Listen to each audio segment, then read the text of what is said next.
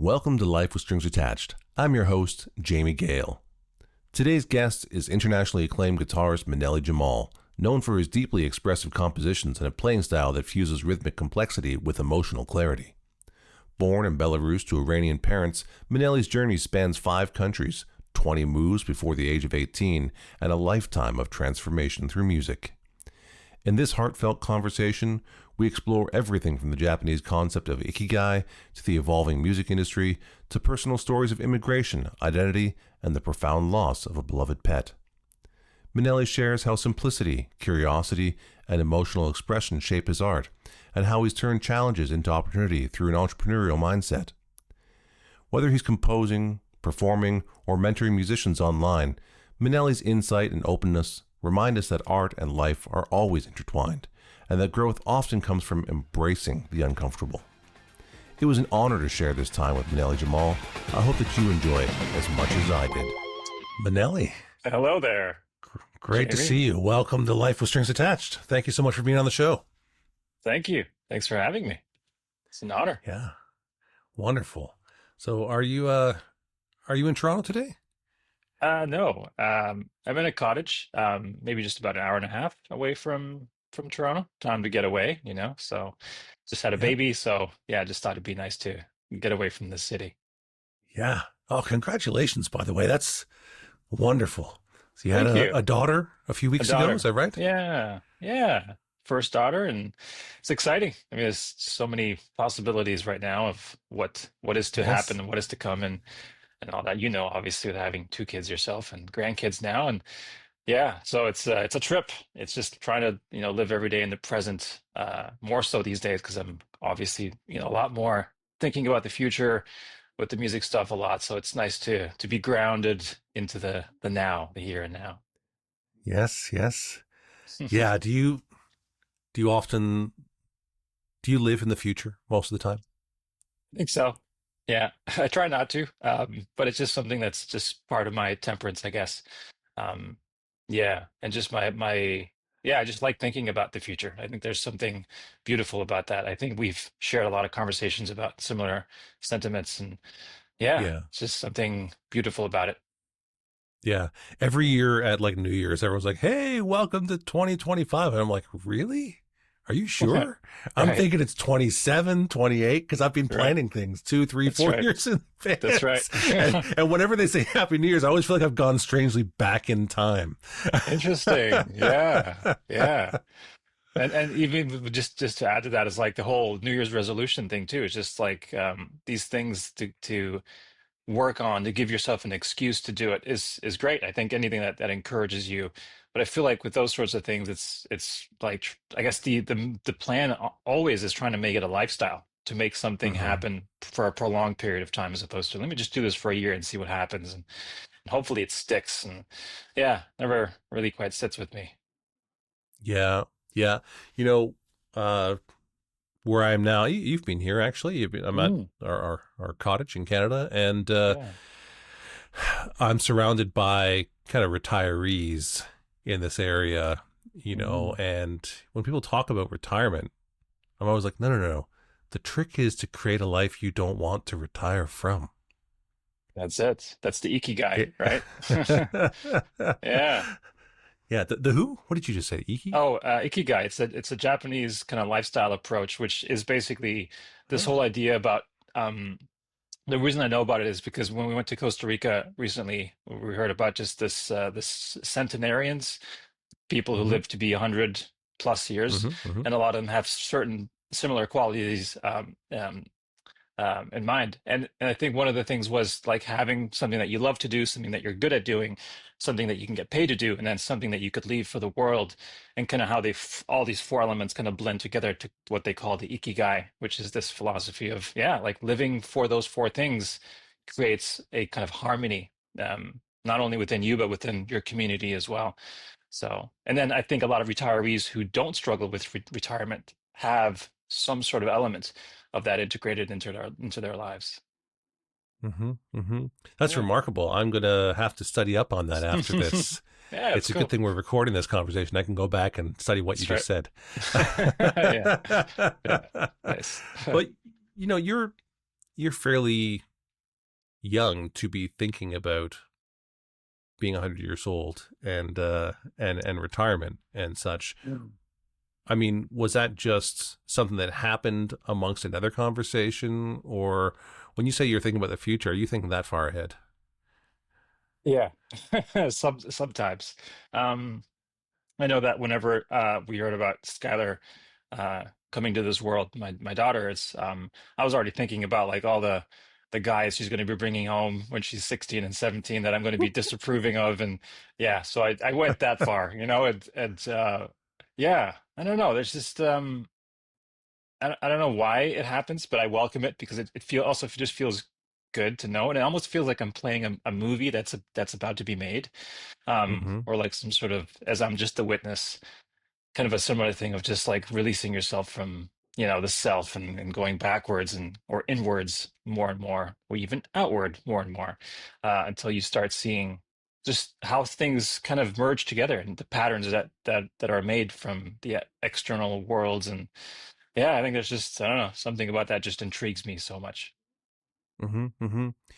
Yeah, the name of this podcast, Life with Strings Attached, is partly about that. And partly it's about the unusual people I've had a chance to meet and connect with because of the guitar industry, because of the instrument Mm. of the guitar. Because actually, I didn't start in the guitar industry. Of course, I started as just someone who wanted to play guitar, like yourself. Yeah. But as I've gone deeper and deeper, it's become more and more about how you can understand the world by understanding the underpinnings of it and the greater Mm. movements, which I first observed just simply by trying to make sense of my own work, my own industry, why things sell, why they don't sell, why people are attracted to this or not attracted to that, how you can have such a polar reaction to the same thing. We're both Mhm. musicians. We both like guitar, but one person will love this and feel inspired. The other person will hate it. And why does Yeah. that happen? And it was all of those musings and wonderings that caused me to go as deep as I could go to understand the Mm. world in the most simplified version I can. And Yeah. you're talking about very similar themes. And so the people who know me a long time and find out I'm conversing with, I don't know, the aerospace engineer at Lamborghini, or a physicist or an Mhm. architect. Like, I thought you were a guitar guy. I'm like, well, I am. That's my subject. Yeah. I'm a subject matter expert of the guitar, but the realities of the world, Mhm. are the same.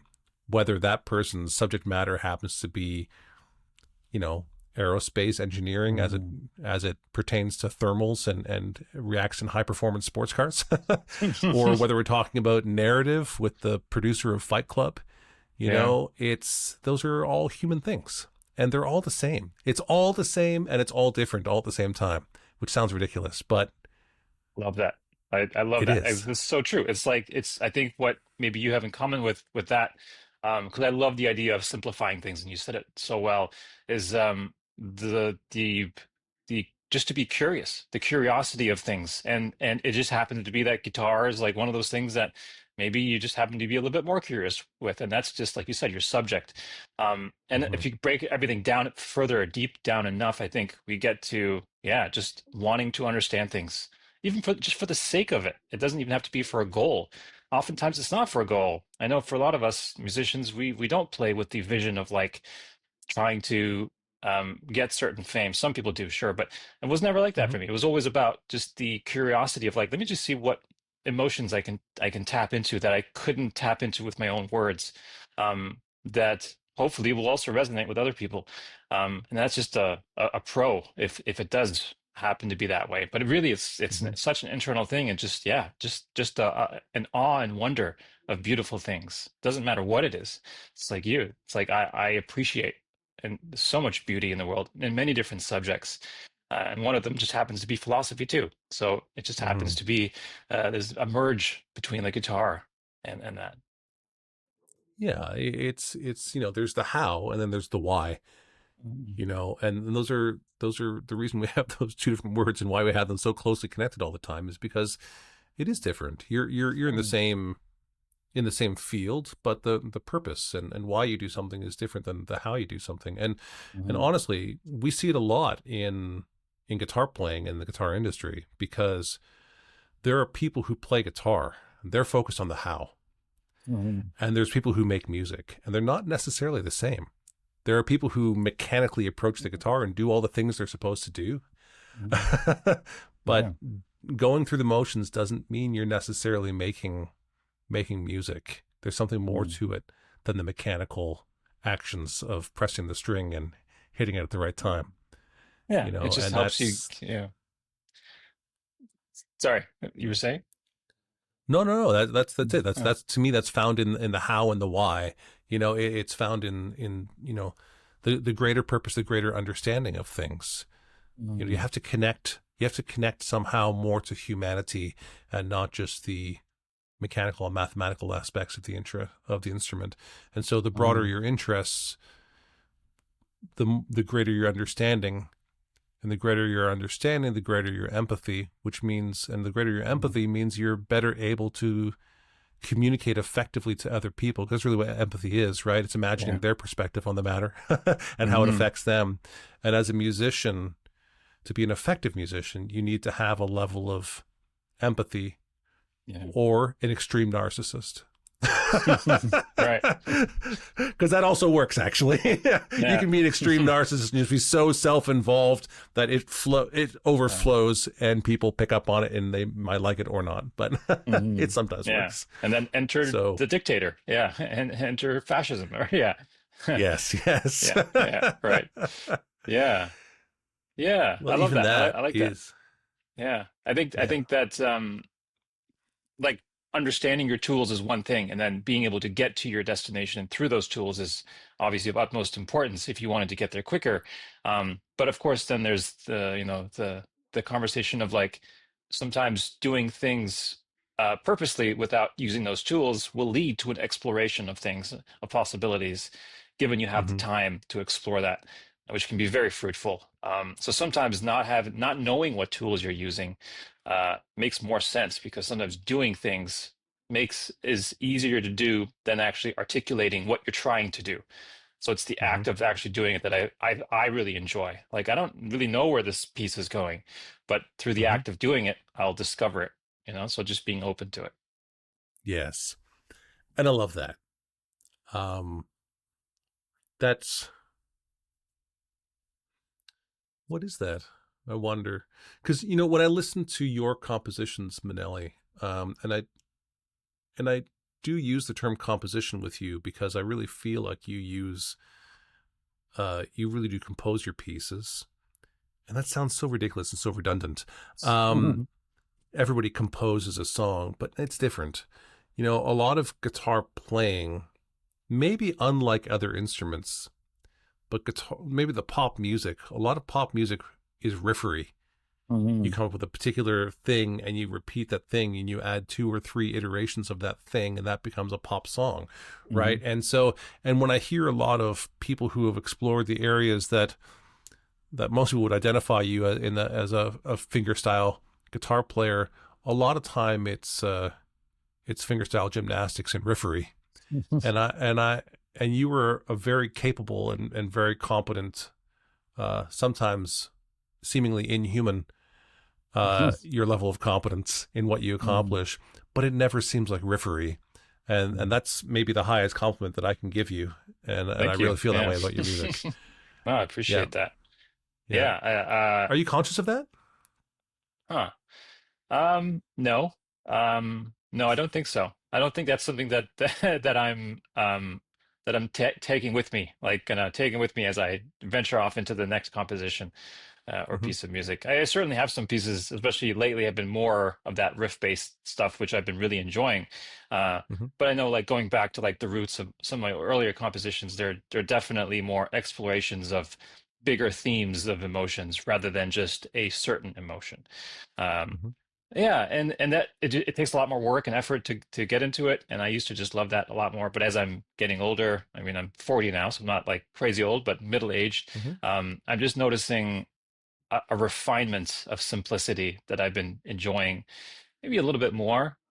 maybe that's just a reflection of kind of where I'm at today too, because it's like Hmm. before it was I had a crazy background of arriving to Canada. That's played a pivotal role in a lot of those compositions that you're probably talking Hmm. about. Hmm. Whereas now I'm a lot more at peace, a lot more Hmm. content, a lot more happy, I think. So the music is being reflected, I think, in that way, which is an interesting thing. It's just like, but sometimes I'm like, do I need more turmoil in me? Do I need to like hunt for more danger or excitement? But then deep down, Hmm. it's no. The answer is no. It's always a no. But it's always that longing for something. It's that hedonic treadmill of like, once you attain something, is like, then my base level of happiness just creeps up back into normalcy. So now it's Hmm. like, well, now what I need to do is find to be content with what I have today. So a lot of the compositions are, I think, reflection of that kind of where I'm at in Hmm. life. Isn't that interesting? You know, I too look for simplicity. Yeah. I design inefficiency into my life. Yeah. I've mentioned before, I don't have a toaster and I don't eat a lot of toast, but when I do, I pull out a cast iron frying pan and I It's slowly, amazing. methodically, almost ritualistically make a piece of toast, Love it. intentionally to build in slower moments in my life. Hmm. I also don't like Wow. clutter, so I don't like a lot of big appliances around in the kitchen and Yeah. such. So I like to simplify in general. However, when you mentioned that about your arc in sort of life and your maturity, evolution, whatever you want to call it, um, I remember as a teenager, I wrote a one chord song about monotony. Nice. Yeah. And I suppose at the time, I mean, that's the ultimate extension of simplicity, right? No. Yeah. I suppose at the time I looked down on it. I looked down Oh, on the sort of monotony and I looked for change. yeah. But there's an interesting juxtaposition to explore there between simplicity and monotony and how one can be Mm. simple but still curious and exploring what is that balance, what is that equilibrium.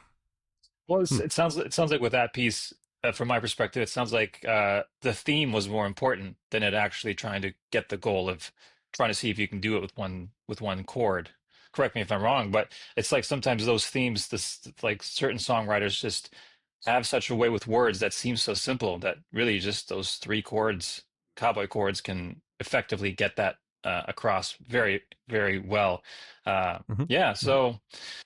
Yeah, I guess with that, I mean, it's like, is the theme more important than the musicality of it? Because sometimes that seems to be an integration between like, yeah, like philosophy and music, and I love that. I like kind of like a Renaissance way of thinking about it, of fusing different elements of different philosophies into music, which is really what Hmm. music is altogether. But yeah, but that sounds like that was maybe something like that. I don't know. What do you think?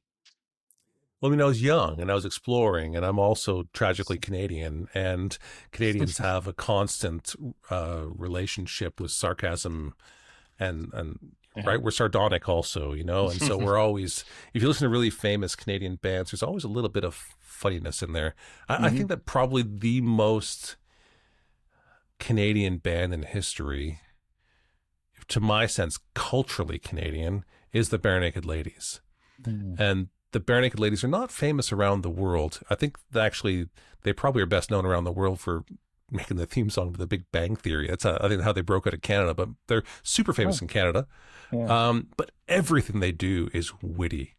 Mhm. Everything they do is a bit sarcastic and sardonic, and it's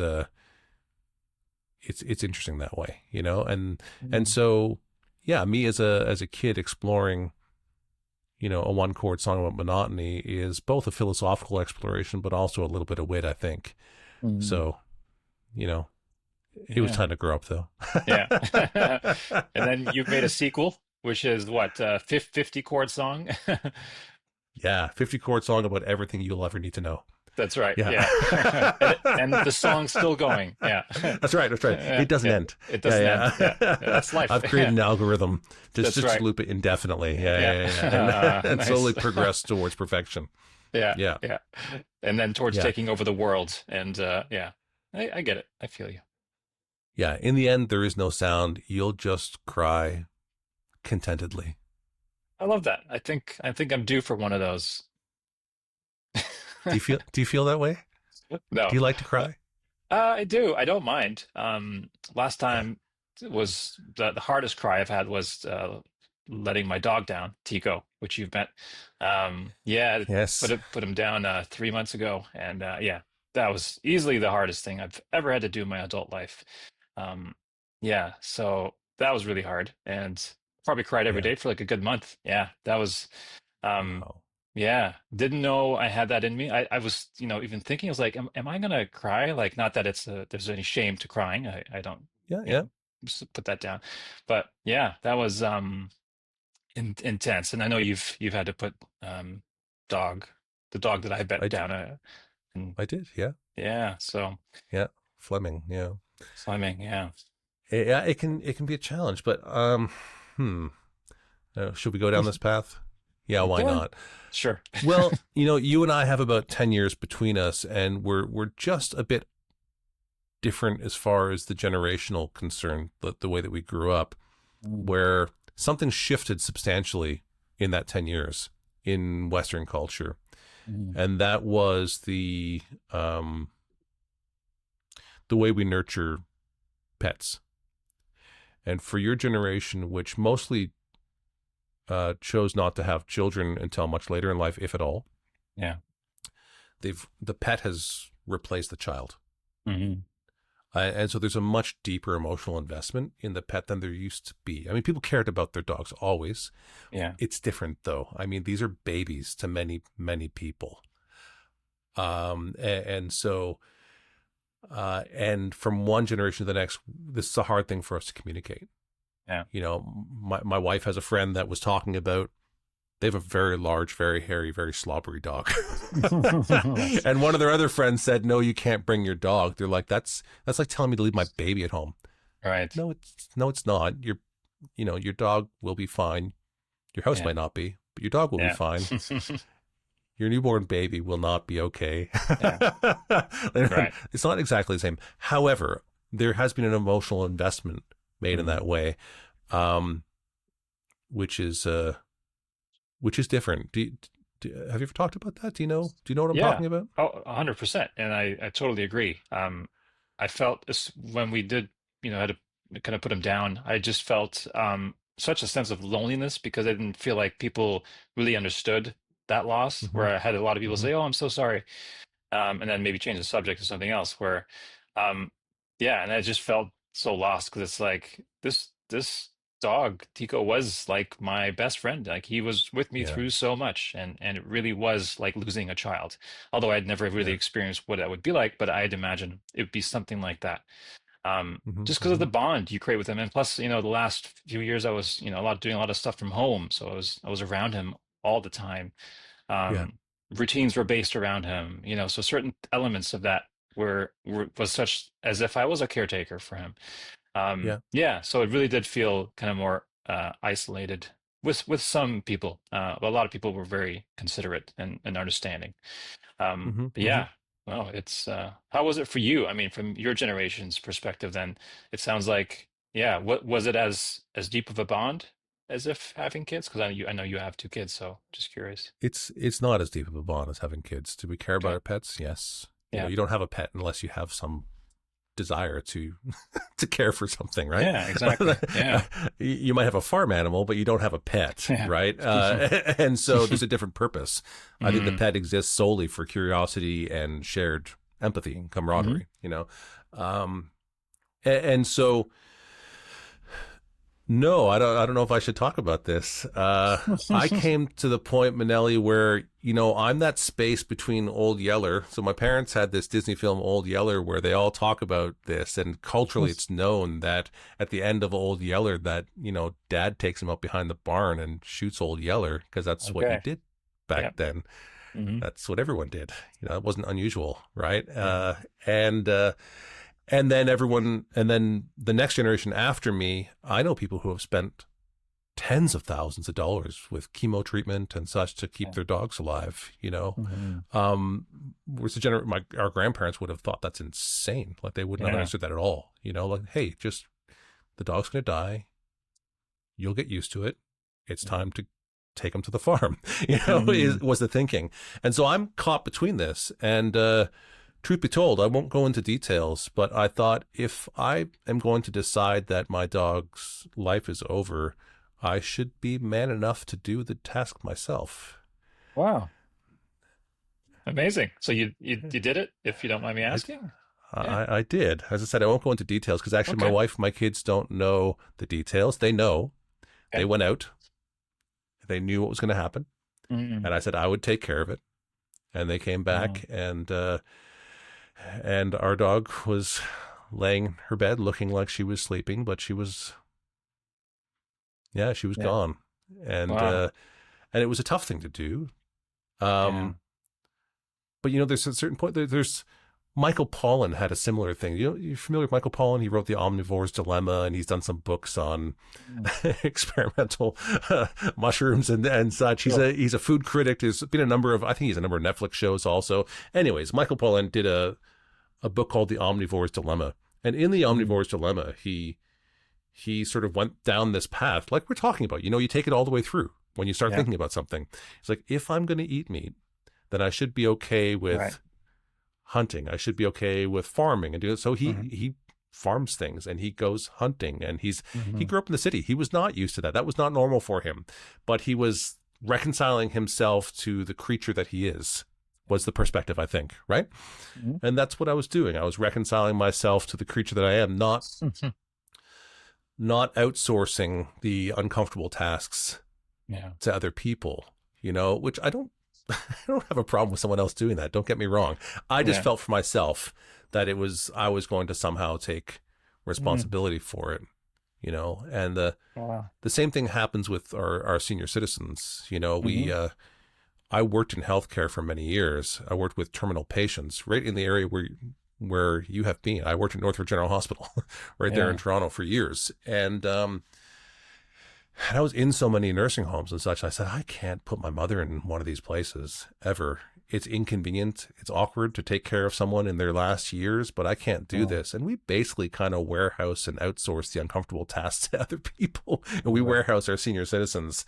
Yeah. And it's tough to do it at home. It's tough to figure out another way, but I'm Mm. committed to that. So I guess theoretically, I've been working with this idea of not outsourcing the uncomfortable tasks. Mm. Okay. Now, I guess uncomfortable emotionally or uncomfortable mentally? I'm just curious because is there a difference for you? Uh, no. Well, yes, there's a difference between emotions and when you say mentally, I presume you mean something that you have conscious control over. Yeah, Whereas, and I do believe that you can arrive at a reasonable control of your emotions through totally. a Yeah, psychological process. And yeah, so, although again, they are, like guitar playing and making music, they're related, but not exactly the yeah. same. Hmm. And so, no, I do that kind of Yeah, stuff. If it's something I'm uncomfortable with, as opposed to running from it, I'll say, well, why are you uncomfortable with that? And I'll yeah. push myself through it. That's great. That sounds And like, yeah, you don't have any limitations to where that can lead, which is awesome. That's part of your growth mindset, it sounds like. yeah, I mean, there's things that you don't need to. You know, Yeah. I would be afraid to jump out of a plane. I Hmm. don't need to push that button. Yeah, It's sure. not limiting my daily life, Yeah. But there are It, other it, things that are. yeah. I'm So, curious then. I mean, just because I'm curious, because is uh-huh. there anything that you haven't done yet that you feel like could push you past that limit that hasn't been explored yet for you? Oh, sure. Like, kill someone. Yeah. I have no intention of killing someone, but we see so many, we see the news, we see movies, see people living in Yeah. war, and I don't want to ever be in a position where I have to make that choice. Mhm. But mentally, Yeah. there are points, very uncomfortable points. I mean, here you are with a daughter now. You know, there are instincts that you don't know are there yet. Totally. I took my first child out for a little picnic, and a mosquito came near her, buzzed, and Maneli, like that, my eyeballs shook, and I fucking murdered that mosquito. I smashed it between my hands, and literally my eyeballs shook, and I was like, "Oh my god, dude, calm down." Yeah. But it was instincts to preserve my child. Yeah. Fascinating. Really cool. Yeah, I love that. It snaps. But I guess I was more curious in things that you're consciously aware of that you'd like to experience, or that maybe you haven't necessarily explored yet. Killing someone is, I could see that as being something that, as a fantasy even, um, Mhm. could be something just as an exercise to go through. But I'm just curious Mhm. if there's anything, yeah, that maybe, because I mean, I'm so curious with people who are growth minded, Yeah, who have that ability to go to the uncomfortable, and yeah. is there something, I guess, that you haven't explored yet that you feel like could be good for you, I guess. I mean, I don't have anything in mind initially. Do you have an example?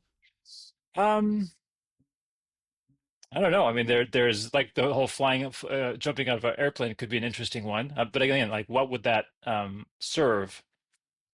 Could be something like just lack of control for a momentary lapse of time. Um, Hmm. Although deep down, you probably have the control. But it's Hmm. just that momentary lapse of like, holy crap, I don't know if I'm going to Hmm. survive this sort of experience. Um, Hmm. Hmm.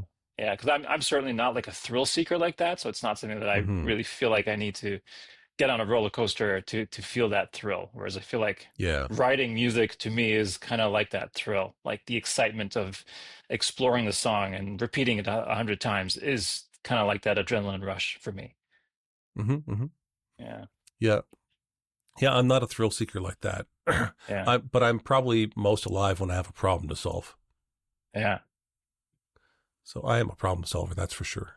yeah, And the and the entrepreneurial spirit is partly, oh, I can find a solution for this. hmm, Let's figure this out and let's find a way to make this happen. I want to do this. Well, how are you going to afford that? Well, that's an interesting problem. Let's solve that now. Let's build yeah, a business model that says how can we get over this particular hurdle, right? hmm, And so that I really enjoy. yeah, But listen, I'm sure there's lots of things. I'm just not conscious of it right now. yeah, yeah, But but having children will be one of those things.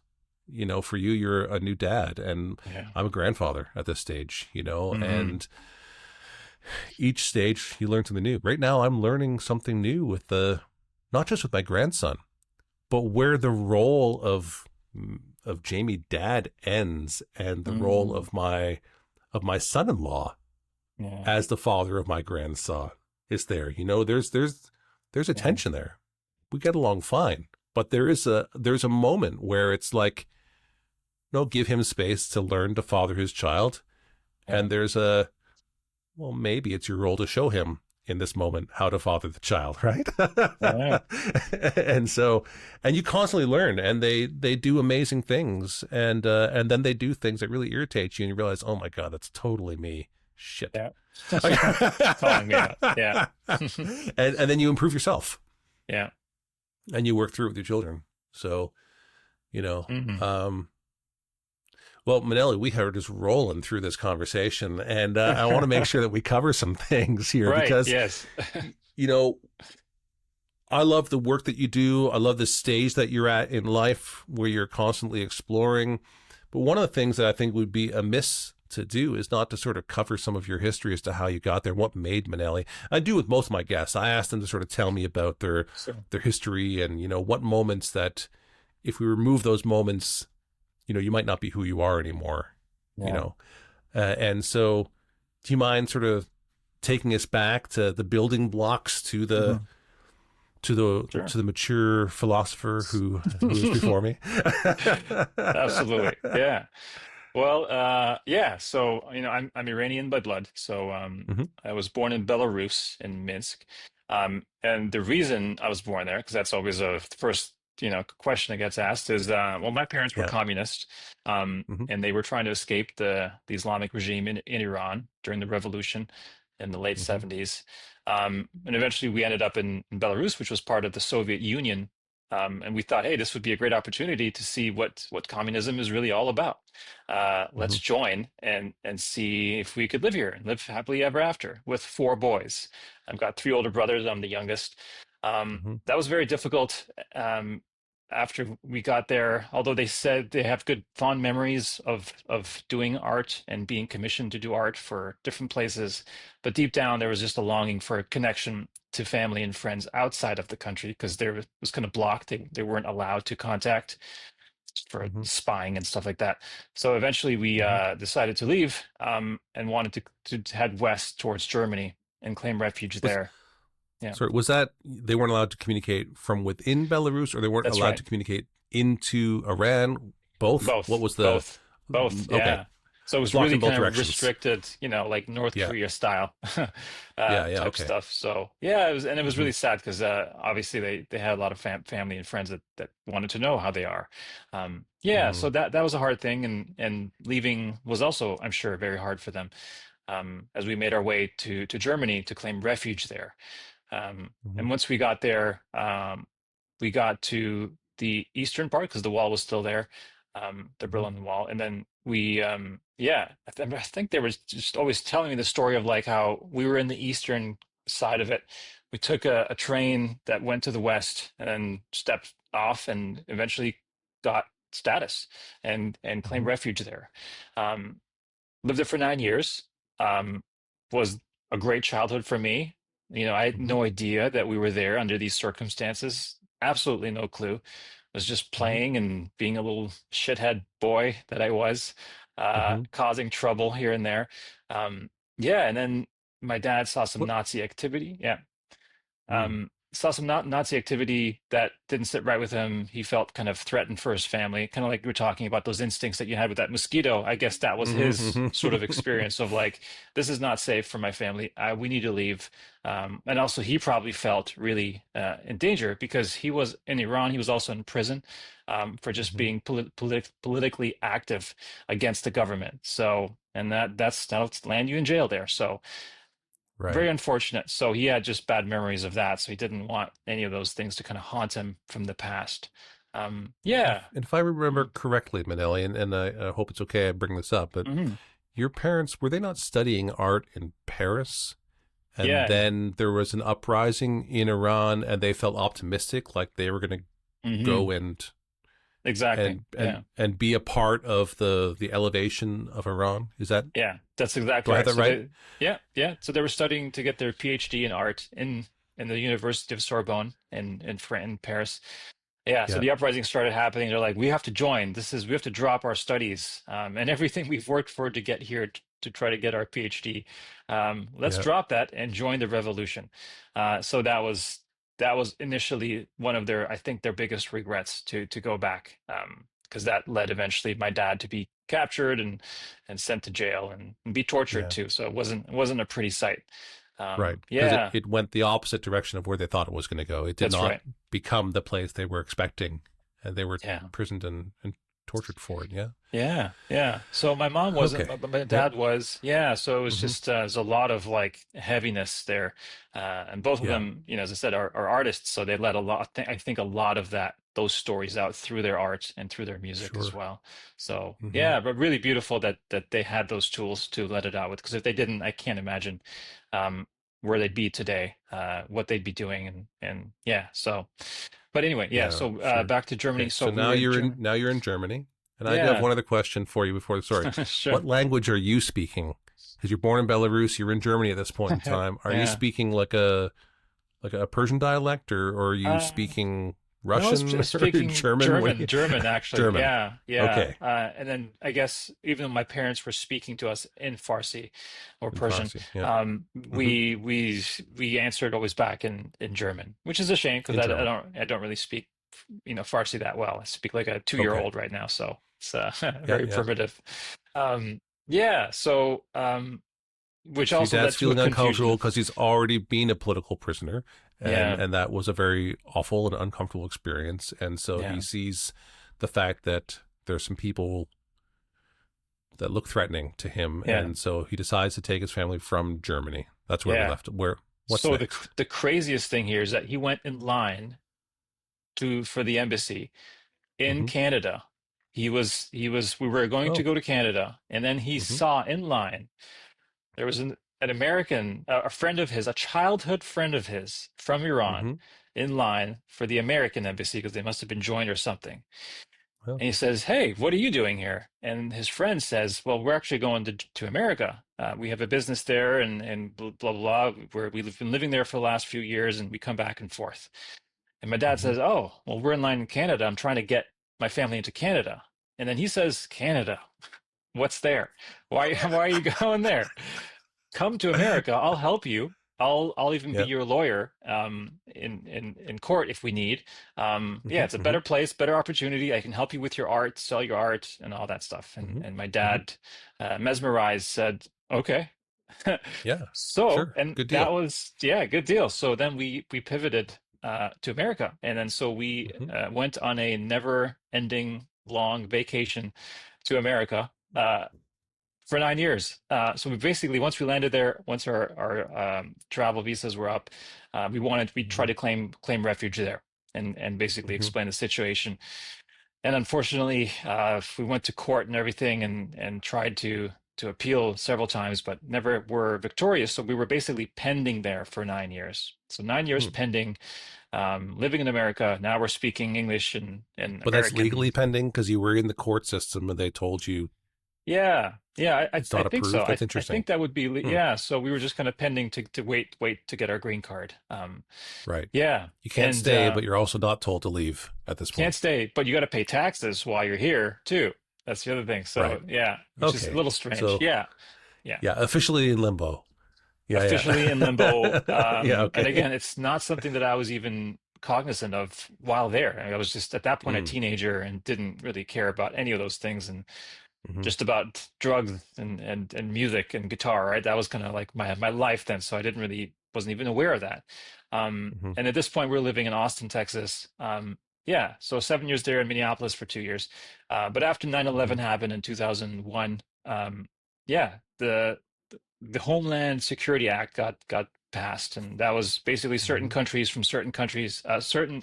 had to leave the country within 30 days. And so, us Hmm. being from Iran, we were in that list, and we got a letter, basically a deportation letter, that said we had to leave the country within 30 days or be deported, which is pretty Hmm. insane. And at this point, my parents were scrambling for things like, what do we do? How do we get out of this? Can we stay? Do we need to find a lawyer? What do we need to do? We've already been in limbo. We're living like Americans. We bought a house in America. We're paying taxes. So it's just a lot of unknowns. And even now the limbo just got a little bit bigger and ballooned Yeah. into something much worse than what we had anticipated. So we thought about Hmm. going to Mexico and becoming drug cartels, but we realized Hmm. that the profit margins weren't that good. Yes, Just kidding, of yes, I've course. heard that. Yeah. Hmm. Hmm. So we decided to claim refuge in Canada because we heard Canada was actually accepting people like us, basically trying to leave the country. So Hmm. we took that initiative, went up north to a non-profit organization that helped us get across the border and to claim refuge. Hmm. And so once we got there, yeah, we were accepted pretty quickly with our case because we had to plead our case and everything. Thankfully, we made it in one piece. So it's just so funny how, like, thinking back of that time in Germany when my dad was in line for Canada, we still ended up in Canada. It's just somehow like Yeah. destiny. You can't escape it. And Hmm. Hmm. yeah, so now I'm a very proud Canadian, as you know. I'm very happy to Hmm. be here. Hmm. Very grateful for Canada and the opportunities it's given my family, and I wouldn't have been a musician the way that I am, I don't think, if it weren't for those extreme situations that had happened, especially the Yes. move from America to Canada, where we had to literally sell all of our belongings um, Hmm. to make our way up here within 30 days. So that was probably the Yeah. very big pivotal change of my music, of like going from rock and metal music to acoustic and fingerstyle music. Because acoustic guitars are portable. And That's if I right. I had remember the story it. right, you Yeah, had a sketchbook and that's an right. acoustic guitar. Good memory. Yeah, that's right. Yeah, yeah. Cedar Creek Custom Case Shop is your premier fretted instrument custom case maker, and we invite you to create a musical instrument case unlike any other, one that's unique to you. Every Cedar Creek custom case is hand-built by highly skilled craftspeople using only select woods, Providence Forge hardware, and premium instrument-friendly materials. At Cedar Creek Custom Case Shop, we are dedicated to helping you design the case of your dreams. Find out more at cedarcreekcases.com. As a guitar builder and a player, you have a sense for when something's working right. That's why so many of the world's best trust D'Addario. Unmatched tone, perfect intonation, and strings made to the tightest tolerances in the industry. That reputation is no accident. It's the result of 400 years of being obsessed with quality and innovation. D'Addario. When you know, you know. Are you serious about the business of guitar? Then you need to join us on Patreon. We're building a future where guitar makers are able to live prosperous lives making instruments that inspire the musical experience, which helps to create a more beautiful world. Where others who are passionate about the guitar can thrive, those who help in the promotion and resale, trade shows, writing of books and articles are supported as a valuable part of the community. A community where we explore with curiosity and encourage those around us in their endeavors. With a community effort, we can accomplish far more than we can individually. So let's be serious about your guitar business and join us on Patreon. That's patreon.com/Jamie Gale Music. We are better together, so let's do this together. I love where we've been, and I'm excited about where we're going. This space is normally reserved for brands who make stories like this possible, like D'Addario and the Cedar Creek Custom Case Shop. If your company belongs in this conversation, let's talk. We partner with brands who value craft, culture, and the quiet power of a well-placed idea. Well, we've done some touring together, and, That's right. Which means I've sat and listened to your shtick a lot, dude. That's right. But now it's stuck. It's great. It's in there. Yeah. So cool. So, and this begins the life of what your public face is today. Mm-hmm. I mean, you're reasonably well known as a fingerstyle guitar player, and your compositions. You wrote music, which became an album. Mm-hmm. That first album, and from what I remember, that first album really was around this tumultuous time in your life. Mm-hmm. Is that correct? You want to tell us the story of Maneli becoming the musician that people would know him for today? Yeah. Well, there was one album, I think, before the one that you're mentioning, which is called The Zaire Movement, which was kind of like a love story with an X. But then the Lamage movement was the one that was really about the journey from Iran to Canada and making it. Whereas every song is kind of a chapter of that story. And I love concept albums. I've always liked the idea of that, of having a theme around, having the songs be engulfed into that theme. And that was the Lamage movement that where it was released with Candy Rat Records, which was like a well-known fingerstyle label, which I'm no longer with. We had a falling out, but anyway, that was, I think, the pivotal moment where I was really exploring deeper emotions through, I guess, a trauma, right? The trauma that I had been through of just maybe realizing once I arrived in Canada that I had all of these moves behind me that I didn't process, or I didn't really think I had processed until I became a young adult. And I think it was just all of those memories that maybe came up and surfaced. And I was finally able to maybe let some of that go through the music and through compositions and through sharing these stories, right, on tour, which really gave me an outlet and a release, and to share my story and to have others also hear it. And I think that was a really important step for my development. And it was a really, I think, important step of my identity as a person, to tour that much and to do it so much that I got so sick of it and eventually stopped doing it. Yeah. Wonderful. And that so great. So that's the bit about you becoming sort of your life, sort of growing up, coming to Canada, the first couple of releases, which led to you telling us about your record label that you eventually had a falling out with. And then, Maneli, one of the things I wanted to talk with you about today is being a musician professionally. And I have here we go. I have what I think is probably a very unpopular opinion of this. I I just see so. Of course, I have a lot of musician friends. I've been a musician all my life. I've been a touring musician. I've been in the music industry for decades.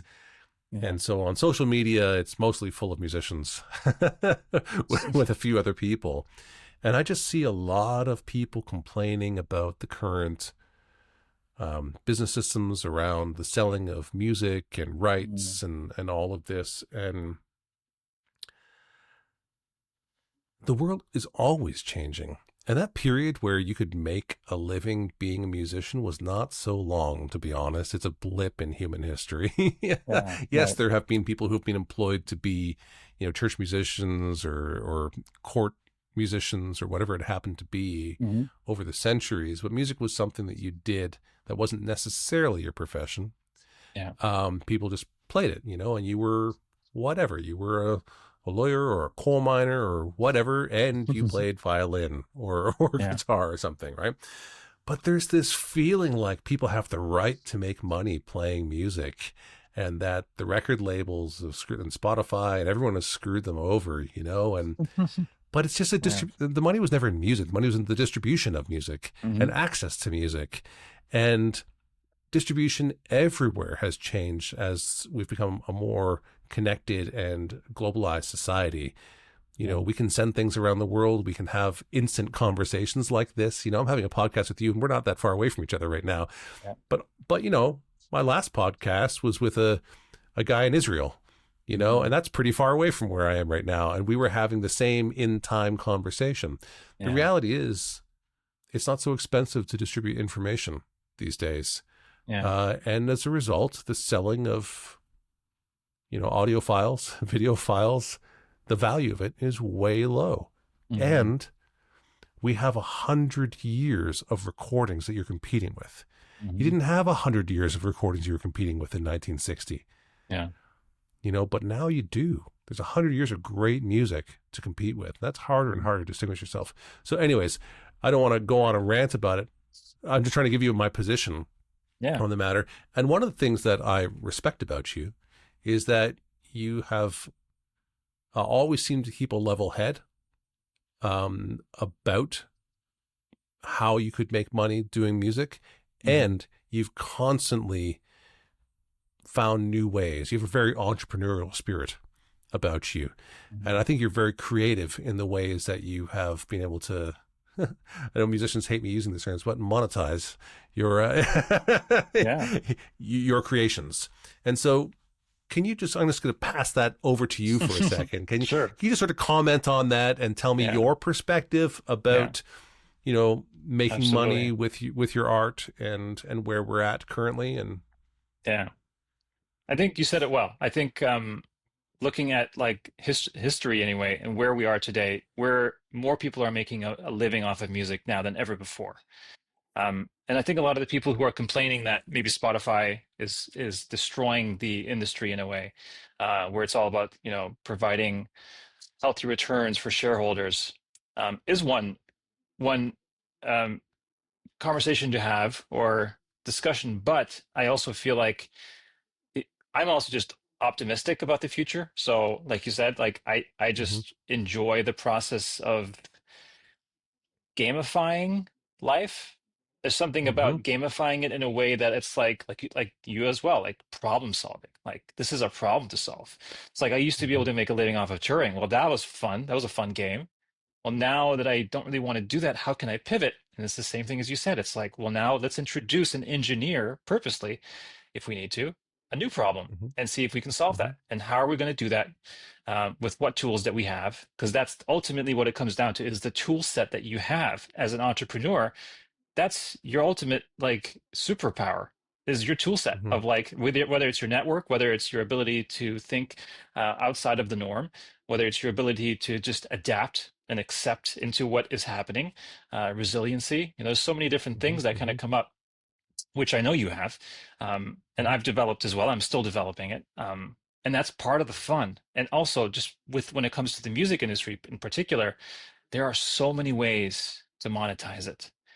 It's just the ways that I might suggest for someone who's complaining about it, they might not agree with the way that it's mm-hmm, done. Then I simply say, then I don't think you're cut out to become a musician perhaps in a full-time working musician as a professional in today's world. Because I hate to say it, anyone who wants to be a successful musician, independently anyway, has to wear multiple hats. You have to be able to like know how to do video, how to do audio, how to network, how to do X, Y, and Z, marketing, publishing. There's all these other elements of it that you absolutely must know if you want to be a successful musician. And a lot of Mm-hmm. those things, most musicians who are complaining do not want to do that or aren't even aware of how to do it. And I think that's where the problem arises. There's a miscommunication of like, wait a second, I thought I was just supposed to play my instrument, post it on Facebook, and then let the algorithm do its thing. Whereas Yeah. yeah, it's not quite how it works anymore. There might have been a short blip where you got lucky, sure, but Mm-hmm. again, it's like I am so grateful to make a living off of music, and I know a lot of people who are making a killing off of music, who weren't able to do it.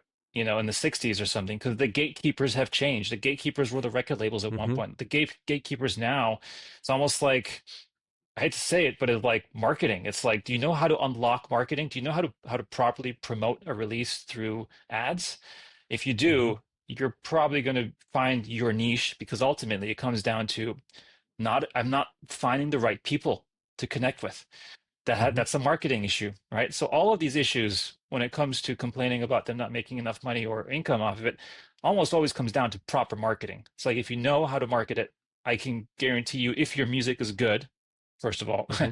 then the rest will follow. But that's a hard pill to swallow. People don't like to think that because it's like, well, I'm a musician. I shouldn't need to do that. Well, then I don't think you should be a musician in that regard. And I think you should just Mm-hmm. do music as a hobby. And I think you'll probably be more happy, honestly, doing it that way. I just happen to love gamifying things. And it also just makes it lighthearted for me that it's like if I lose out on something, it's like, okay, I lost. Well, it's not like it's game over forever. It's like, well, now I can try Right. again with new experience and new wisdom, right? And that's kind of like what you were saying, the entrepreneurial spirit never dies in the sense that it's like it's always reborn. A failure Mm-hmm. leads to another opportunity for success. So that's kind of the way I see it. And I'm pretty sure that's how you see it too, and have constantly failed at things before you see something sticks. And that's what Mm-hmm. people see. People focus on like that. Oh wow, how did you get so many numbers on this, or how did you get so famous? And blah blah blah. It's like what you're seeing is a lot of work put into it. You're not Yes. seeing all the money that was maybe potentially put into it, or the work and the networking and the connections and everything. So Yeah. that's my 2 cents. Yeah. Great. And you're willing to do the work, and that's one of the Yeah, big I key love it. things. I love the work. Yeah. That's the thing. That's Yes. the problem. I am willing to do that work because it really feels like play for me because I'm Mm-hmm. gamifying it. So it's not Mm-hmm. work. Yeah. Yeah. You know, when you talked about the marketing, you can't find the right market, and that's the marketing. It clicked for me there for a second, and I don't know why. It sounds so ridiculous. There's words we use all the time. Yeah.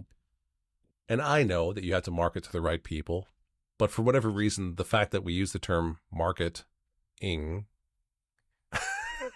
made a little more sense in that particular moment for me, even though I Mhm. market all the time. Yeah. And I think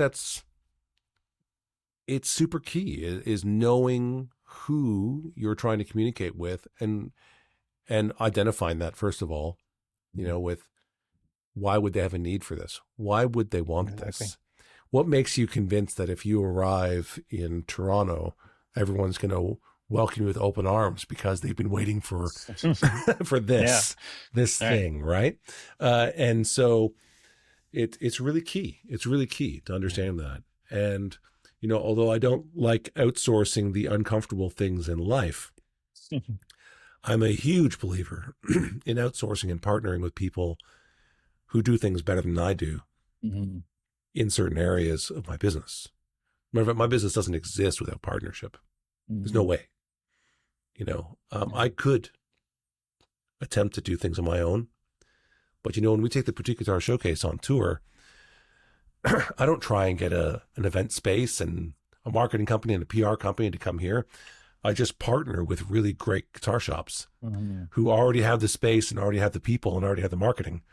Yeah. And they just have to tell them that there's this incredible thing that's showing up at their door on this date. Mhm. Come check it out. And Mhm. so that's me not having to learn the local geography, not having to get a local tax number, not having to learn to speak the local language, Hmm. not learning how to connect with the right people there because they're already coming to that store. That store is selling high-end guitars every day. Yeah. So sometimes you don't have to do it all.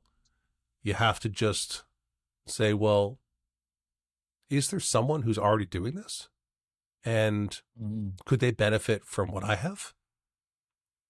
It's not to use them, Yeah. because I have incredibly rare, incredibly valuable guitars, but Hmm. there's only one of them often. Yeah. And so not everyone can have one. And so this gives the store a chance to have access to and share with their customers, to be the point where their customer interacts with this super rare and valuable guitar, Yeah. whereas their competition isn't going to be the point where they get to interact with that. And that's Hmm. an advantage to them. And so now they have something I need, I have something they need. Yeah. And now we have a partnership that comes together. And so if you are a talented artist, and if you're able to cause people to see the world in a different way, because that to me is what art is. It causes you Hmm. to reconsider the moment sometimes. Yeah. You know, that's not always world changing, but it Yeah. brings you somewhere else for a second. If you can do that, there are people who need that. There are people who Hmm. need content like that. There's people who need to be able to bring people into their venue. There's people who need to Yeah. be able to bring traffic to their websites, and so if you have that ability, you don't have to do all the other stuff. Hmm. And you might find someone who does have all those skills necessarily. However, staying limber and flexible in a changing time, you are at a gross advantage if you can do all those things, Yeah. which you do. Yeah. I totally agree. Yeah, there's just Yeah.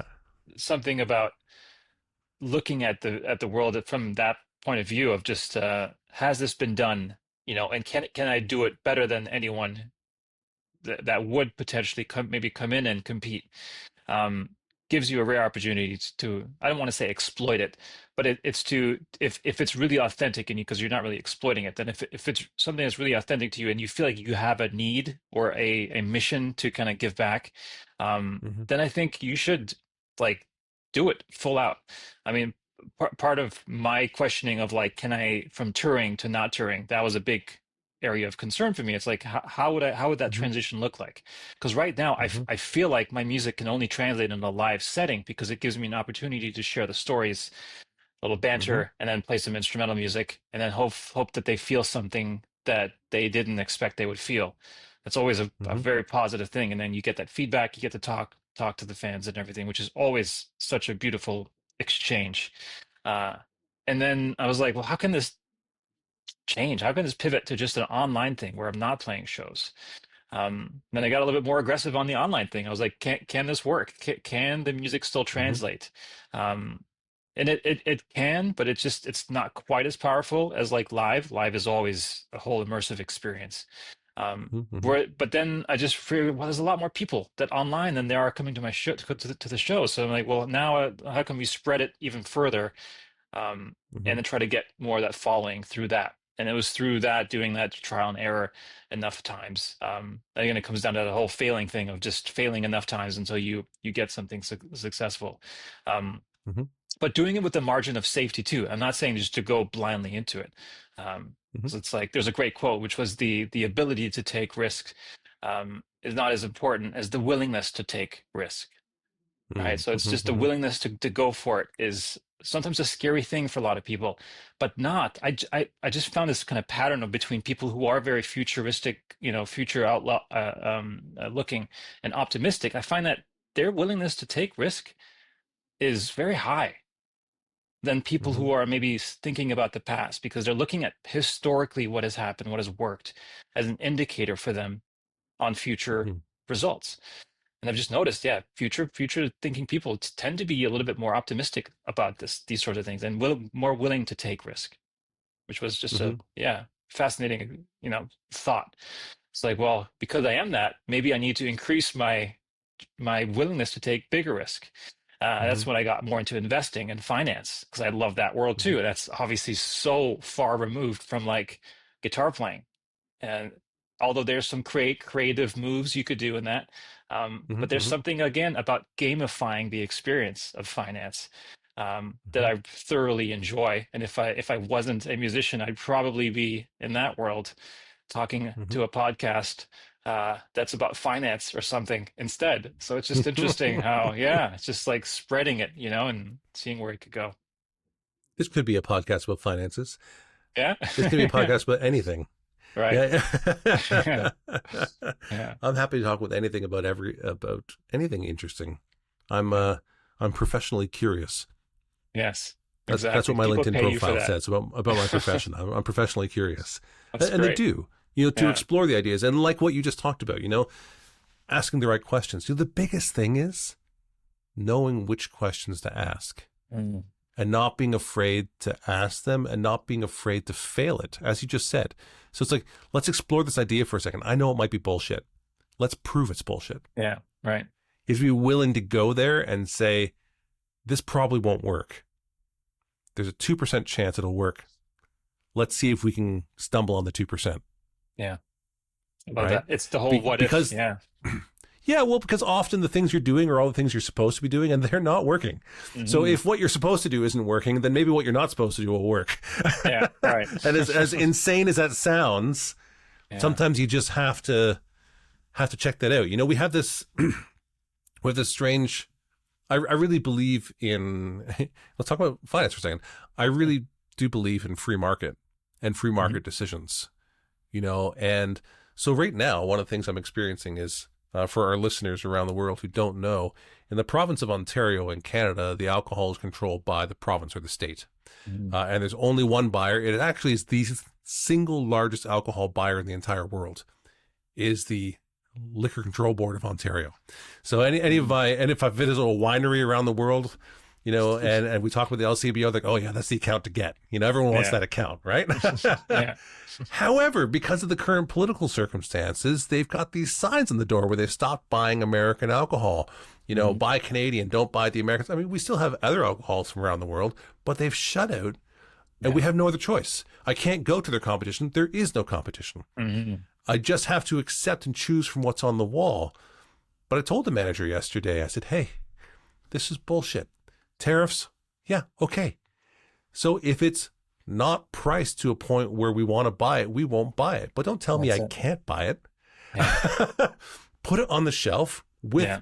maybe a very high tariff Yeah. and let me choose whether or not I'll pay that price. Hmm. I don't like it when they limit the marketplace in that way. And Hmm. so I have the same thing with the record industry.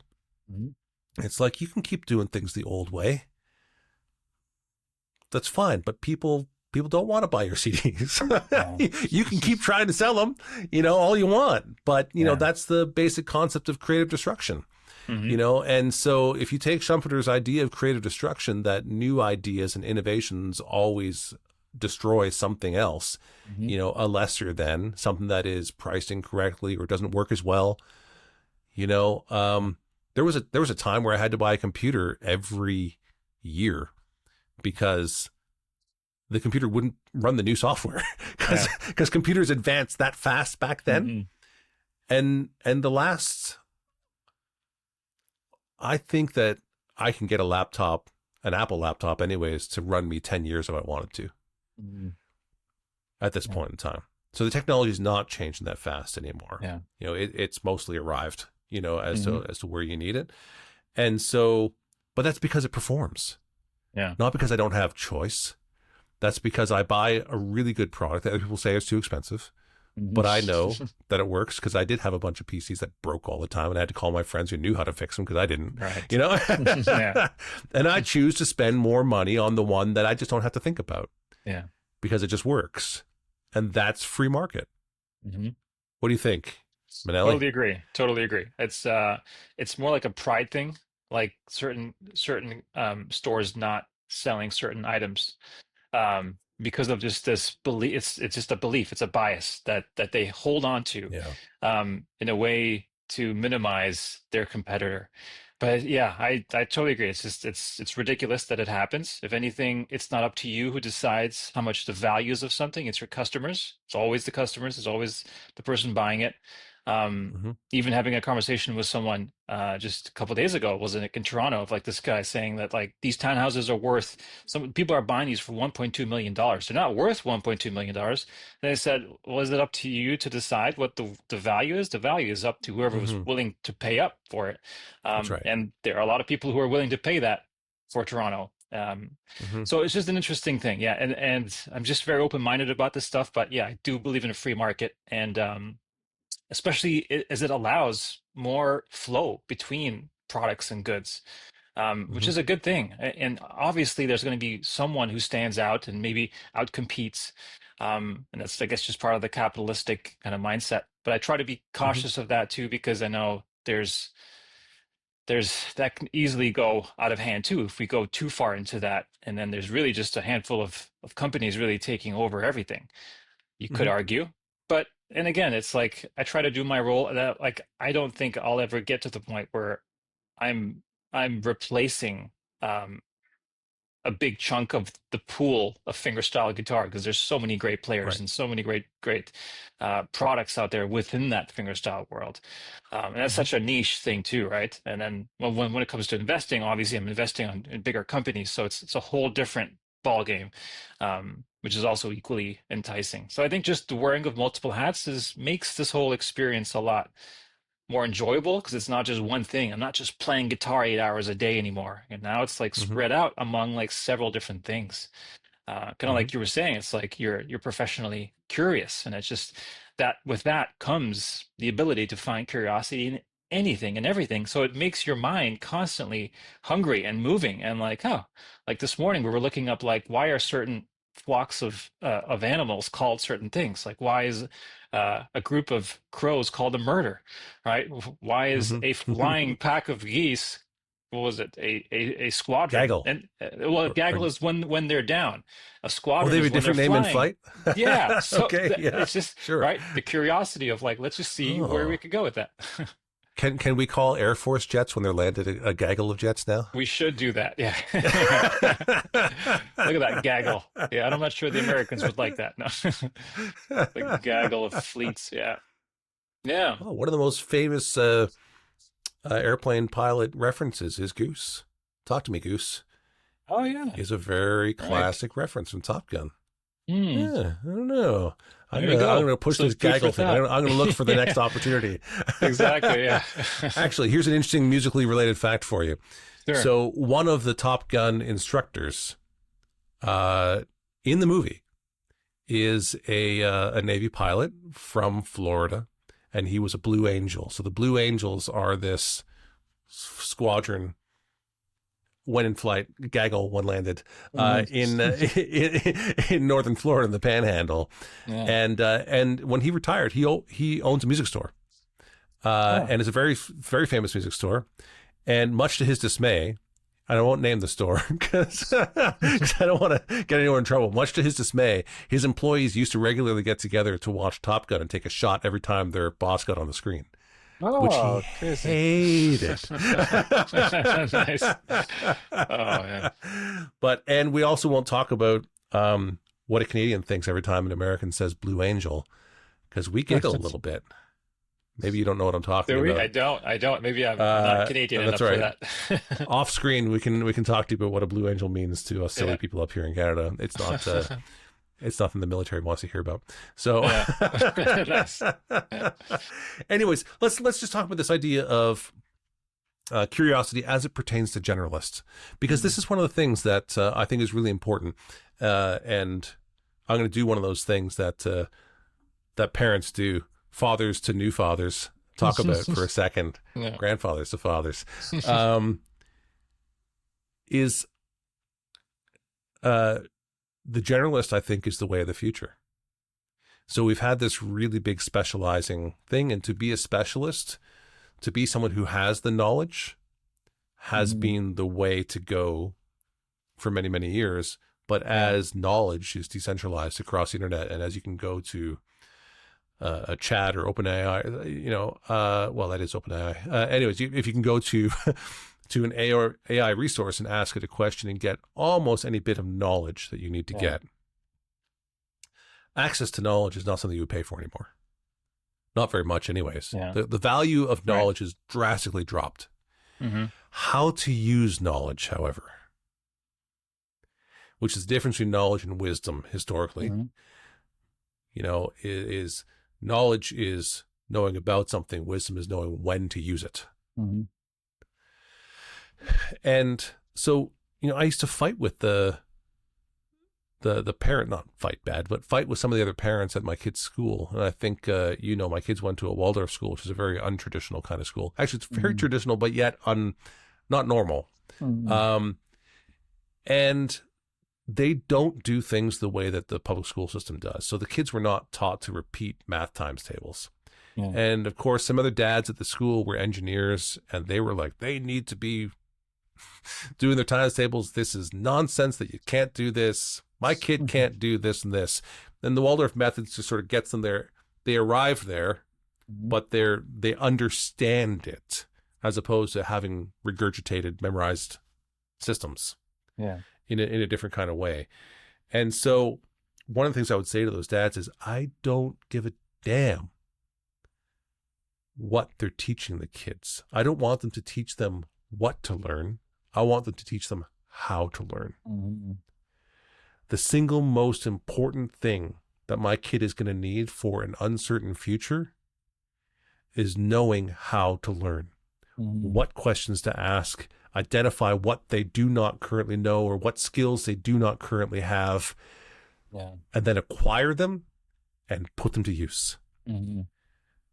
They need to know how to learn.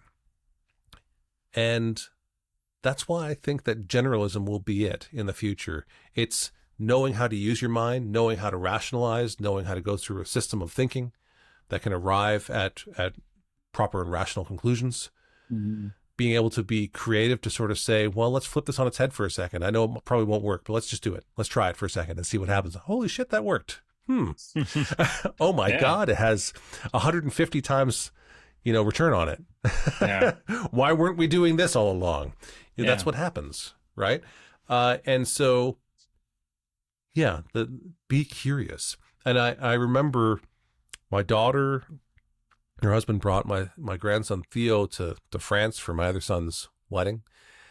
And Theo was about a year old and he was fussing a little bit, and I said, he's just curious. He's strapped in. He wants to explore. Kids are sponges.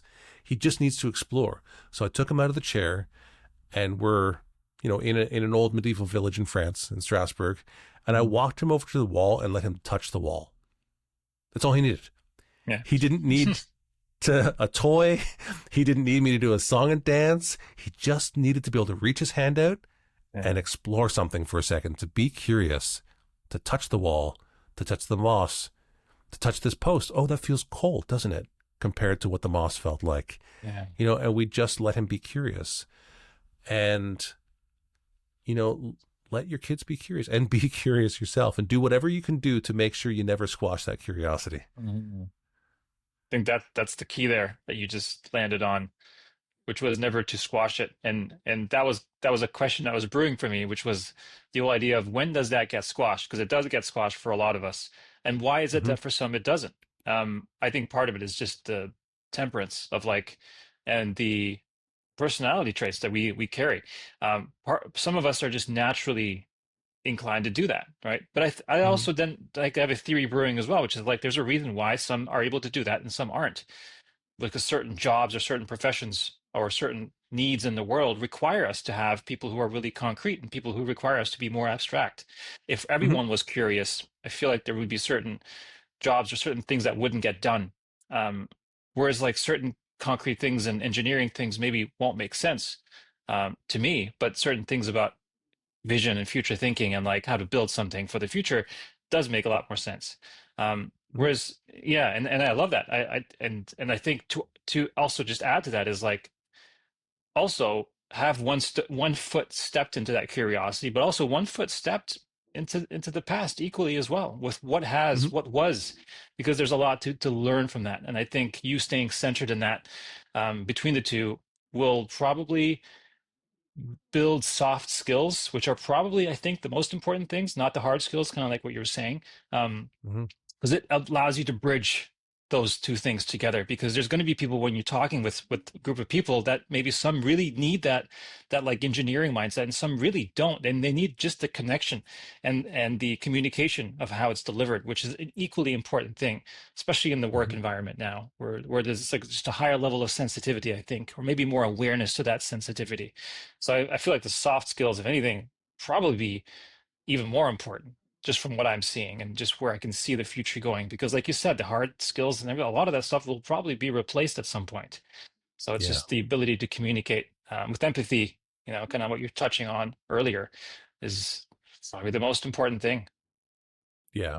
Yeah. Because that's not going to change. Our relationships to other Yeah. people, we're societal creatures. It's our superpower that we're not Yeah. individuals on this planet, Hmm. Yeah.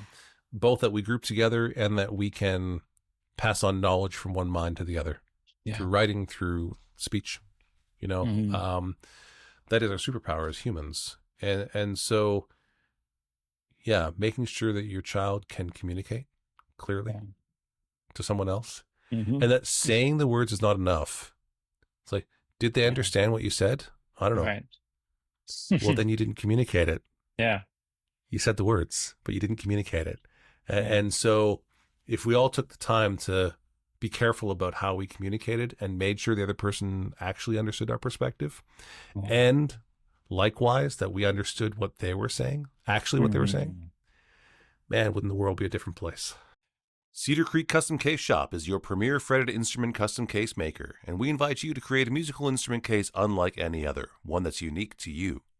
Every Cedar Creek custom case is hand-built by highly skilled craftspeople using only select woods, Providence Forge hardware, and premium instrument-friendly materials. At Cedar Creek Custom Case Shop, we are dedicated to helping you design the case of your dreams. Find out more at cedarcreekcases.com. As a guitar builder and a player, you have a sense for when something's working right. That's why so many of the world's best trust D'Addario.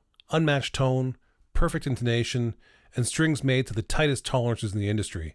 That reputation is no accident. It's the result of 400 years of being obsessed with quality and innovation. D'Addario. When you know, you know. Are you serious about the business of guitar? Then you need to join us on Patreon. We're building a future where guitar makers are able to live prosperous lives making instruments that inspire the musical experience, which helps to create a more beautiful world. Where others who are passionate about the guitar can thrive, those who help in the promotion and resale, trade shows, writing of books and articles are supported as a valuable part of the community. A community where we explore with curiosity and encourage those around us in their endeavors. With a community effort, we can accomplish far more than we can individually. So let's be serious about your guitar business and join us on Patreon. That's patreon.com/Jamie Gale Music. We are better together, so let's do this together. I love where we've been, and I'm excited about where we're going. This space is normally reserved for brands who make stories like this possible, like D'Addario and the Cedar Creek Custom Case Shop. If your company belongs in this conversation, let's talk. We partner with brands who value craft, culture, and the quiet power of a well-placed idea. Yeah, totally. If we had conversations like this we're having right now, it would, yeah, I think the world would fall apart just because we wouldn't get anything done. I was just kidding. I feel like we'd just be philosophizing and talking about concepts and yeah, it's just Yeah, fun. until the food ran out and we're like, oh shit, we gotta go do something. Gotta Yeah, get back to that's work. right. That's right. Gotta go Yeah. do something. Yeah. Well, Maneli, I've really enjoyed this, and I think you and I could talk on forever. But as we not quite close up yet, but I like to throw it back towards the end of the podcast to my guest to Mm. say, is there a topic that you hoped would come up today that we would discuss? A question or something Mm. that had I Yeah. done my research better, I would have asked you. Um, no, I mean, if something that's just popped up, which is something I like to ask, is what they're currently reading, or what Mm, sort of book, or 'cause, I mean, not everyone's a reader too, so not to yeah. say that everyone can resonate with that. But yeah, I just finished Untethered Soul, which is a great Mm-hmm. book about Mm-hmm. the idea of removing yourself from the self and kind of going back a few layers of the onion, and Hmm. seeing why you make certain decisions and that those decisions aren't really you. Um, it's a part of you, and it's just that constant voice that we have in our head, the neurotic maniac that's living inside of us, telling us these stories about everything around us, which was just an interesting kind of way. I think for me anyway, for right now, with where I'm at with Skylar, our daughter, just Hmm. with every day in the present, right? It's just the whole idea that I struggle with. Whereas right now, I'm really enjoying being in the present, especially being up here at the cottage, is a beautiful reminder of like things can move slowly, but also beautifully. It doesn't always have to be one step ahead, and that's something that I always encourage myself to do, but it's sometimes very hard for me to practice. So maybe one of those things is like, yeah, what is one of those things that like I guess I'm working on right now is like the vulnerability of being present. Because then it's Hmm. like, well, if I'm present, then that means that I'm not thinking about the future. I'm not getting stuff done. Whereas like sometimes that's okay. I don't need to constantly get stuff done. But again, the past me would constantly say, no, like this is the time to shine. Now we have to do the work, in order to attain what, right? And then that's the question. Stepping one back further, it's to attain freedom. Freedom from what?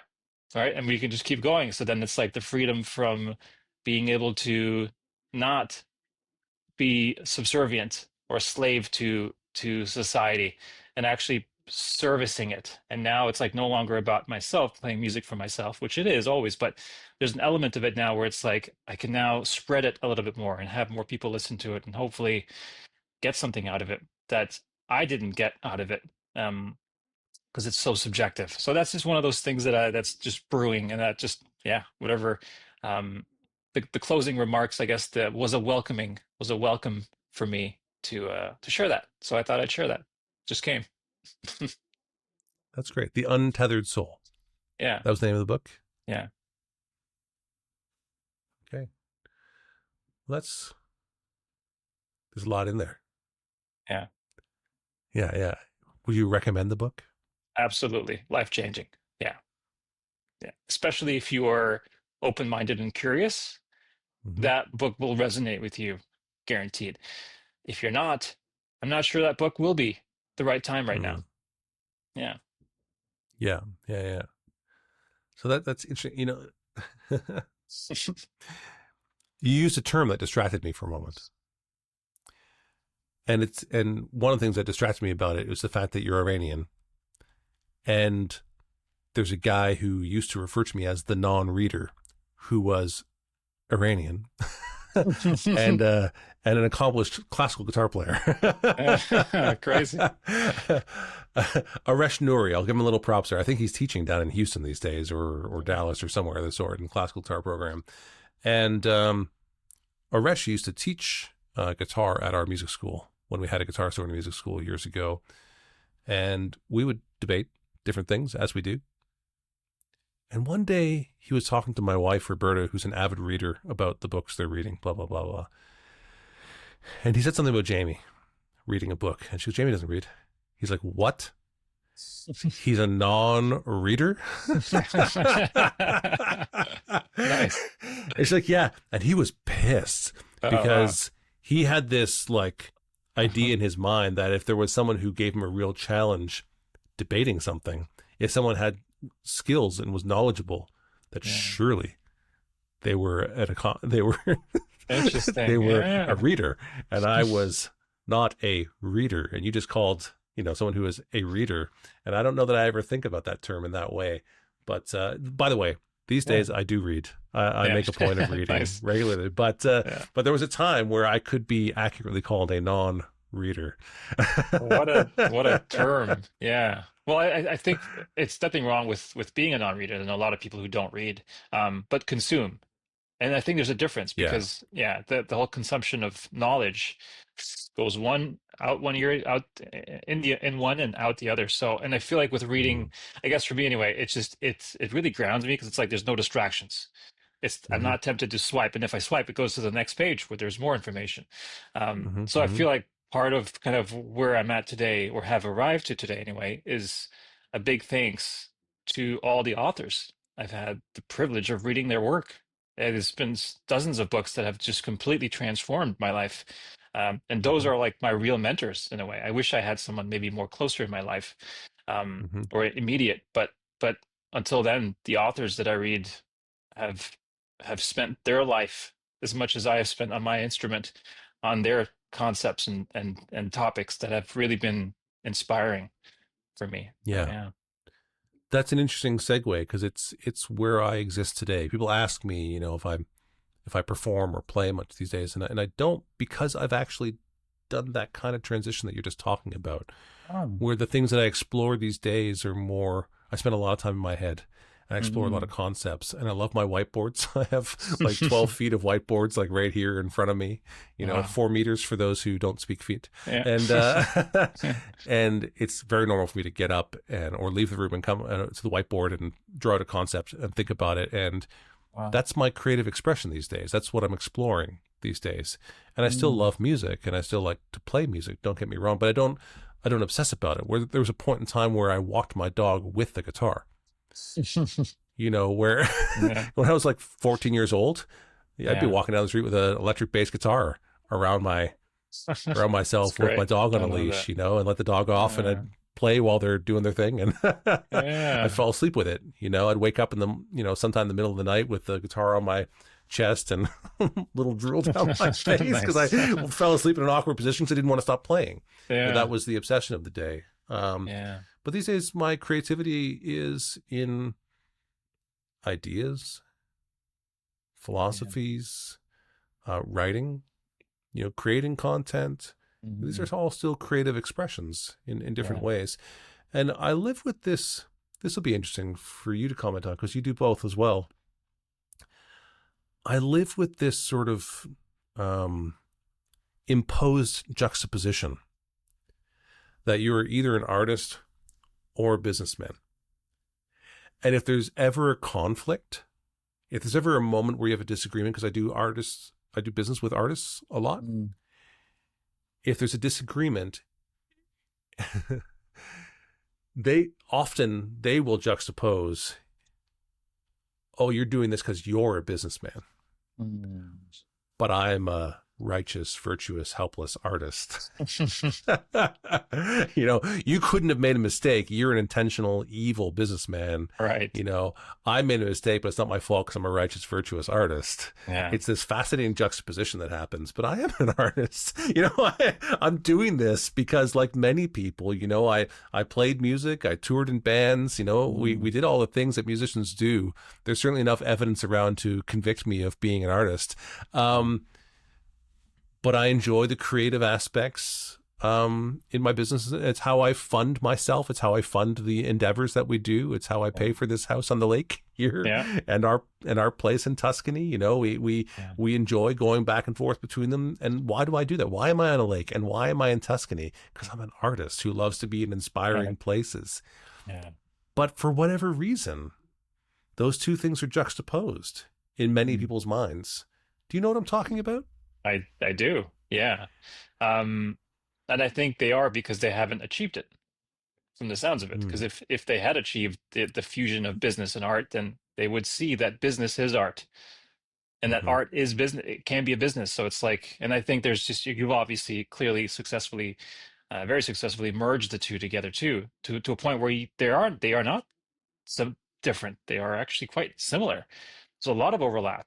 The way that you treat your business is in an artistic way. Same way that you had a curiosity to explore a certain mode or scale or figure out a different riff or chord progression. It's no different. It's just the Hmm. medium is different. But like Hmm. I think the end goal is still the same, which is to not only serve yourself but serve others. Business really ultimately is not about serving you; it's about serving others. Music, same thing. It's not really about serving you. At a certain point, it becomes about serving others. So Hmm. it's just, I guess, this fine line, whereas I don't think there is a line. It's just a frameless mirror being reflected back into you with infinite possibilities. So it's up to you to decide where that merge is. But I look at business the same way that I look at like creating, because also it funds the other, like you were saying. I think you said it really well. Yeah. It's like it helps, so it merges the two. But I just love the idea of like the evil businessman concept because like that's the silliest thing, because it's not, there's, what is evil in trying to help people or serve people more in a way that makes their lives better and it enriches their lives? Would you say Apple is an evil company? Maybe they've done some evil things, but they are serving millions of people, and I'm pretty Hmm. happy with it. I'm an Apple fanboy as well with the AirPods, so it's like, Hmm. their products give me a way easier way to express myself as well. I have a Hmm. shortcut on my phone, click one button, voice memo app comes up, I'm ready to record an idea. There's Yeah. certain things that are just seamless, and because of that, but we don't oftentimes think about that, about how things are serving us, and Hmm. as you know, as like as a businessman as well, or we start to see these overlaps between the two, which is very inspiring. And I love when companies do that, when they merge the two together in a way that now creates a new product in its own. It's merged in so much that it's become its own identity, and that Hmm. is really makes it much harder to compete with.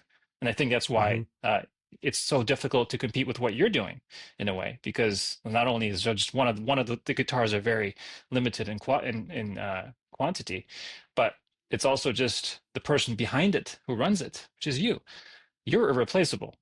That's the other thing. So it's just one of those things that the person who's running it, the product, if you've got those two things that are irreplaceable, then you've got a clear winning strategy, which you do, and I know you do. So yeah, Oh, well, I mean, I wasn't looking for compliments. Thank you. But yeah, that's but okay. it is well, I think we started this conversation with the whole idea that, it's all different, but it's all the same. Yeah, it's all Mhm. there is no difference. One of the books that uh I do have on my shelf that I actually haven't read yet. But I ordered it right away after hearing another podcast on the Freakonomics episode. I think it was on People I Mostly Admire. We'll give them a prop.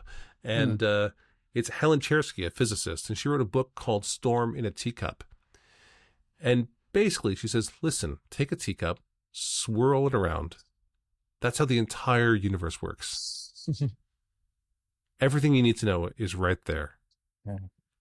And it is that simple. It's that complicated, and it's that simple at the same Mhm. time. And that's the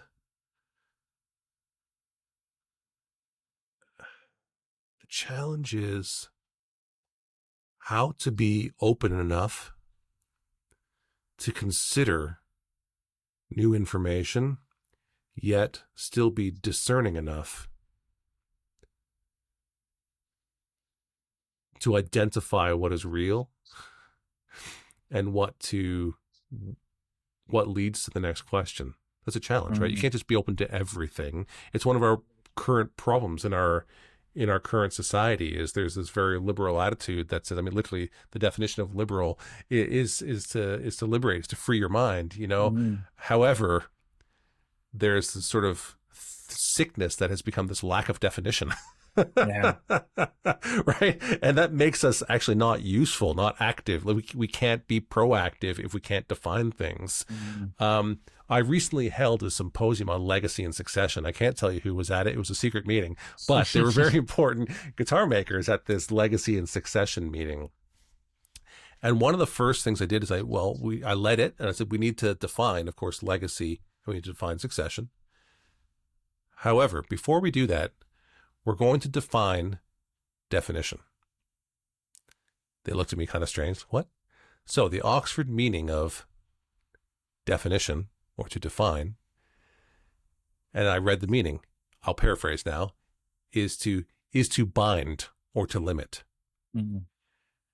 And these these are white space thinkers. They're people, they're innovators who have made a substantial enough impact in the guitar world that they will leave a legacy and people will make their guitars after they're dead. Mhm. And so they got a little squidgy. They got a little like, do we have to define? I mean, well, you putting limits on me, like, no. Yeah. We're talking about definition. And to Yeah. define is to put limits. This is where it begins. This is where it ends. Mhm. Right. And that's a very necessary part of things. And so, yeah, the challenge when you're a generalist and very open to things is to also be able to be discerning enough, to be discriminating enough, which is also an evil word these days, but you have to be able to determine which piece of meat is good and which piece of meat is rotten and rancid. That's you making a choice, Yeah. discriminating against one or the other, right? Yeah. And then choosing which areas to dig deeper on. Mm. And that's the challenge for the generalist, because you can just be too open. Mm-hmm. And then you're not useful, Yeah. actually, because you don't make any decisions and can't make any real difference. So I'll close that part by saying, before you respond, George Bernard Shaw, who I quote often in this way, said that the agreeable man conforms to the world around them, whereas the disagreeable man insists on the world conforming to themselves. Mm. Therefore, all progress depends on the disagreeable man. Yeah. Literally, Yeah. there is no progress if someone's not willing to disagree. Everyone just goes along. Well, I think I know we talked about kind of the big five, and I think we talked about it being disagreeable, and I think we Mm-hmm. both have some of that. And I think I that's, know we do. yeah. Yeah. And I guess just trying to gently say that. Yeah. Yeah. That is a very important skill to have. But again, Mm-hmm. to say that that was something that we trained in or learned, I don't think. I think that's just how, again, our temperance and our personality. Um, but Mm-hmm. that in a way is a really powerful thing because it allows us to question the norm and Mm-hmm. question the overall arching good that maybe people see or the bad that people see, and like going beyond the limitations of what we have, I think is a very positive aspect. And it's like you said, it is what drives innovation. It's what drives us to move forward. Is like, is this the best way to do something? Maybe, but let's try something else and see if we can completely deconstruct it and rebuild it in a way. And can it Mm-hmm. be better, or can it be fused again? It just comes back to that topic of like merging these two different topics together, which I love, because it's like philosophy isn't really just about one thing, it's about everything coming together in a way, because there is overlap between everything. And it just kind of reminds me of that the teacup, for some reason I'm seeing that in my head now, which is that whole Mm-hmm. discussion of being disagreeable. In order for that to happen, you have to have a conversation with someone or something. Because Mm-hmm. if you don't, then there's nothing really to be disagreeable on. So the Mm-hmm. teacup to me also symbolizes there's a conversation that needs to be had in order for us to agree that the simplest way is the way forward. Because if there wasn't a discussion around it, then we wouldn't be able to know that. So it just brings Mm-hmm. back home the idea of like those soft skills. Can we communicate this to each other in a way that we can both disagree on it or agree on it? Um, Mm-hmm. Even though we're both disagreeable, we agree on the same thing, which is always For sure. fascinating when you agree with a disagreeable person. Being a disagreeable person myself, it's just, yeah. That's the difference between disagreeableness and obstinance. There are people who are just being obstinate, right? And furthermore, the difference between, I only learned this one recently, philosophia and philoniki. The Greek terms are often confused. So Mm, philosophia or philosophy is the mm, one that we talk about. It's when you're seeking truth. You mm, you are discussing it until we arrive at what ends up being the truth, right? mm, Philoniki is to win. And there are people mm. who enter what they think is a philosophical argument, but they're not open to changing their mind. They're there Yeah, to convert you. They're there to win you over. They're there to, but they're not open to the possibilities. And unfortunately, you can't find truth that way unless you're open to it. Yeah. yeah, And which is the reason, and this is something that people get their backs up on these days. I don't know why, but it's the reason that freedom of speech is almost one of the most important fundamental human rights. Because if we cannot have a discussion, if there are words we can't say, even if they're nasty words, if there's words we can't say, how can we ever work through the most important issues? yeah, I'm firmly against political correctness. I'm firmly against limiting yeah. speech. Any law that tells me I must say something, I can't say Mhm. this or can't say that, is fundamentally evil, Yeah, frankly. I couldn't agree more.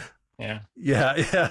And it's just because we need to be able to talk it through. I'm not talking about getting my way over you. I'm saying if we're going to arrive at what I want to be a peaceful conclusion, you have to be able to talk about even the most uncomfortable topics. Yeah. Yeah. And it's that exact reason that my dad went to prison. It's because freedom of speech was taken away from them. And him speaking out about a Hmm. certain thing against the government got him to jail. And it still happens around the world, which is just a really Hmm. sad thing. And yeah, it's just so funny how when we when we fight for it so much that it works against us in a way, unfortunately. Yeah. So it's why it Yeah. brings it home even further for me. Just you saying that, 'cause it's like, yeah, that's everything my dad fought for. So Hmm. yeah, Well, that's pretty powerful in a set of closing terms. I So think so. let's let your dad have the last word. Yeah, exactly. He'll love this. Yeah, Please tell him I thank him for his efforts I will. and for Yeah. producing one of my favorite people in the world. Oh, And thank so, you. That's great. Maneli, thank you so much for being on Life with Strings Attached. I really appreciate it. We do have one other thing that we do here, although we've talked a fair amount about business, which is great. Maneli and I are going to head over to the business of guitar, which we put behind a paywall. It's on patreon.com/business of guitar. Again, that's patreon.com/the business of guitar. If you're in the guitar business and you want to hear about some of the inside details of things, Maneli will talk for just another, 3 to 5 minutes over there before we wrap up. And so, Maneli, thanks so much for being on Life with Strings Attached. I've really enjoyed our conversation, and I Thank appreciate you you. giving up the time, especially with a new baby around. Yeah, Thank you. and thank No, you, thank the mom for giving you this time too. she's the MVP here. Yeah, she's taking Yeah, care of the yeah. little one right now. So thanks again. Always a blast, Jamie. Really appreciate it. All right, ciao for now. Take care. You've been listening to Life with Strings Attached. If today's conversation meant something to you, consider passing it on. These stories find their place through the people who share them. A new episode comes out every Friday, right here, wherever you're listening. I'm Jamie Gale, and thanks for listening to Life with Strings Attached.